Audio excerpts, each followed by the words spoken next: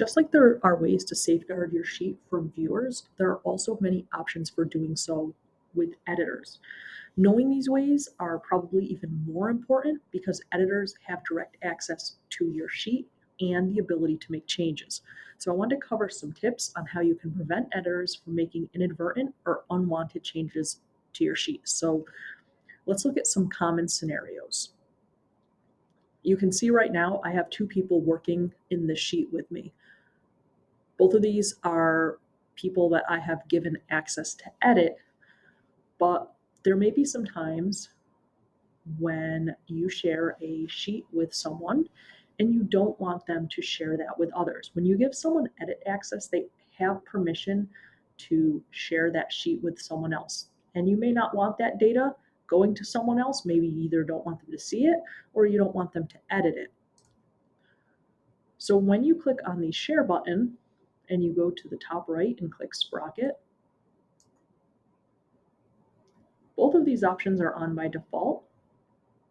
If you uncheck this option, this means that the editors will not be able to change permissions, meaning that the Google resource account won't be able to remove this person.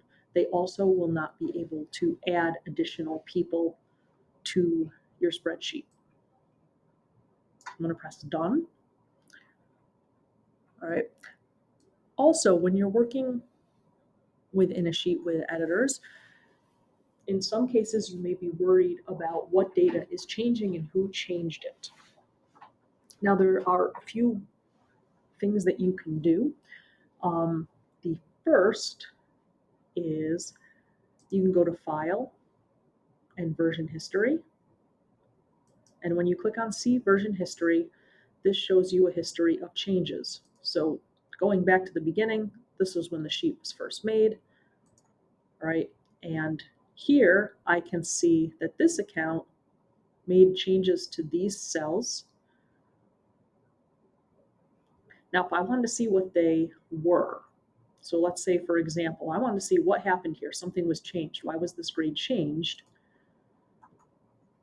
If you right-click into any cell, you'll see an option that says Show Edit History. Okay, and this will show you who made the change and what they did. So this person changed the 37 to a 75. And sometimes those changes are inadvertent, sometimes they are purposeful. Okay, and you can see this is what it was before. So I could go back and I could change that. Another thing that you can do, if you are concerned about what changes are happening within your sheet, you can go to Tools and Notification Rules. Now I already have one set up, but I'll delete that so I can set one up again. And you have the option to get notified. So in this case, I don't have information coming in from a form. If this was a spreadsheet that was tied to a form, I could select anytime someone submits a Google form response. But this would be my best option here. Anytime that a change is made, I want to get an email, and then I decide when do I want to be emailed. You can choose either daily, which means that you'll get one email and it'll give you a summary of everything that's been changed, or you can get an email right away. Now, if this is a spreadsheet that people are working in frequently, you probably don't want this or else you're going to get a lot of emails. All right, so you can just click this and then you press save and you have a notification rule set up. At any point, if you decide that you no longer want to get the notifications, you can go back to Tools, Notification Rules, and then you can delete the rule. Now, to show you what this looks like, when the collaborator changed this cell, I got an email from Google Docs and it said that it was edited, and the email gives me a link to see what was changed. They tell me who changed it and they give me a link to view that spreadsheet. All right. Another issue that sometimes comes up when you're working with editors, especially those who are new to spreadsheets, is ensuring the consistency across your sheet. You most likely spend a lot of time setting the sheet up, getting it formatted just so. Then you give others edit to access, And with that comes free reign to type into cells, and then things can kind of start to get messy. So this is a good time to remind you about data validation. We covered this earlier, so I'm not going to go through this in depth, but you can see here, this might be an area where I want people to type in yes or no, but I might get people that come in and they just type, Y, or they type X for yes, or they type maybe, and I don't want that. I want yes or no. So I used data validation, which is found in the data menu, and I use list of items, and I just said that yes or no are my only options here, and I'm rejecting the input. So if they do type in something else, like let's say they type in maybe, I'm going to say no, it's not going to even allow them to enter information that you don't want in your sheet. They're going to have to actually click here. And why this is also useful is you may know when people come and type in your sheet, they don't um, they don't capitalize, but this is going to change that into capitals for them. Okay, there's other ways you can use data validation. So just you can go back to the I believe it was 2 videos before this, and you can watch that video. All right, and then one last thing, and this is probably one of the most effective ways to protect your sheet from inadvertent editing or data loss, and that's why I saved it for last, is by setting up a protected sheet or a protected range. So I want to show you both. So in this spreadsheet, this should look familiar from some earlier videos. I have a list of all students who are participating in the community service day. And here I have a query tab that is set up that shows all the students that are going to be reporting to the Co-Senior Center. So let's say that this account right here, they're the chaperone for this site, and they're an editor on this sheet. I don't want them to change any data here. So what I can do is I can protect the sheet. You can type a description, whatever you want. I'll just say do not edit.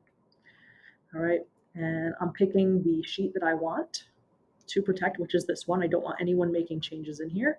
And then I click set permissions, and you get to choose who can edit.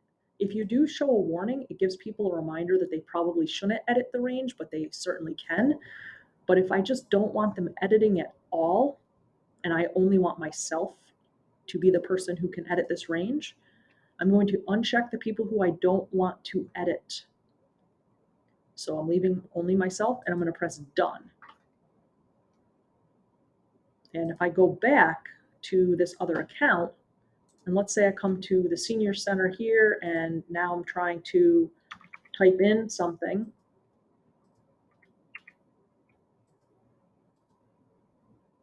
I can't type because the sheet is protected, and I can see that here. Right, and then finally, there may be times where you want to secure some data in your sheet, but not others. So, for example, the chaperones on my sheet, I want them to be able to record attendance, and I want them to be able to check off who showed up, but I don't want them to be able to edit the name, the t-shirt size, or what site they're going to. So what I can do is highlight just a range, and then in the data tab, I will find protected sheets and ranges, and you'll see here that range, because I selected the range, it says range. This shows what I'm protecting, which I highlighted with my mouse, but I can also input it manually. And I just put a note, no changes, and then I can set permissions. So if, Google resource, maybe if they were a coordinator and I wanted them to be able to make changes, I would allow them to do that. I'd keep them checked. But if this other person who's chaperoning, I don't want them to change the data, I can go ahead and press done, and they can't edit. So I'm going to go over to that account again. And so let's say that they did want to check off that the student was there. They can edit that. But let's say they're like, oh, I think this kid wants a large instead. They get a message that they're trying to edit a cell that is not protected. So hopefully some of these tips are going to make it easy for you to manage your sheet when you're sharing with editors. I hope this is helpful. Thanks for watching.